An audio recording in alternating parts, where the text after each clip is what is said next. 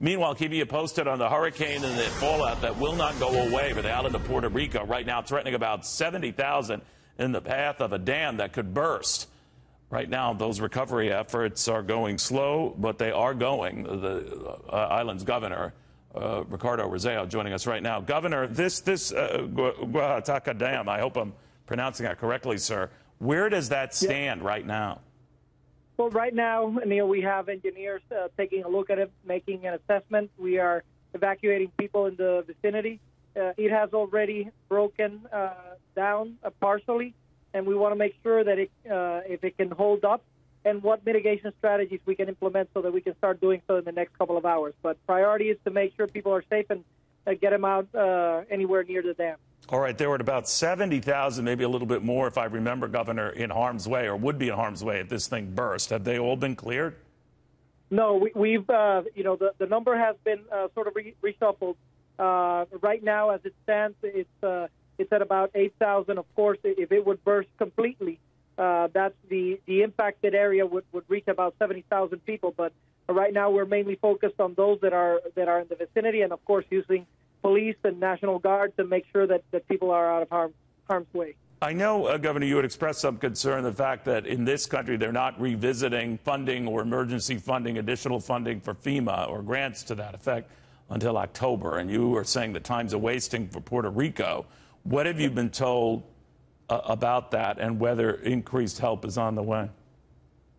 Well, right now I have to say that, the administration and FEMA have been great. They've been supporting, working with our team in collaboration. But I've made a call up onto congressmen and congresswomen to take swift action.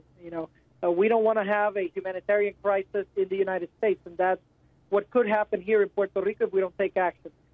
Puerto Ricans are proud U.S. citizens. We helped, as we've spoken in the past, other U.S. citizens that were in harm's way when Irma came through. We gave them shelter. We gave them food, a path back home. The magnitude of this hurricane has been devastating. Having two Category 5 hurricanes pass through Puerto Rico is unprecedented anywhere else.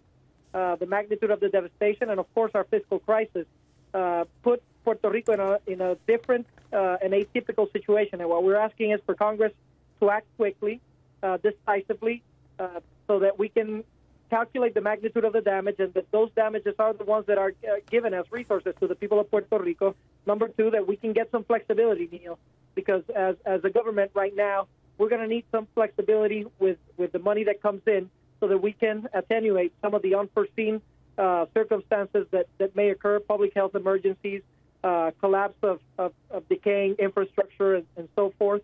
And lastly, lines of financing that Puerto Rico currently doesn't have because of its fiscal oversight board conditions. So things have changed, and we want to prevent a humanitarian crisis in the United States.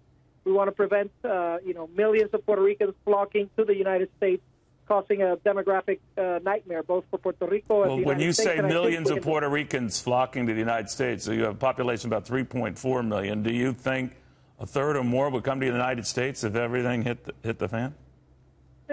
Of course, we can flow freely to the United States, and if the conditions are inhospitable, you're essentially going to have a lot of Puerto Ricans moving out of harm's way and making sure they can have a path forward. But of course, that presents a problem for the United States and a significant problem for Puerto Rico. So my caution is let's take action. Let's focus on the solution. I think there is a path forward, but it needs to recognize that what's going on over here, Neil, it's nothing short of a major catastrophe. It has long-standing limitations, but if used appropriately, my commitment is that we will normalize the situation, that we will start rebuilding, and that we will rebuild stronger than ever, smarter than ever.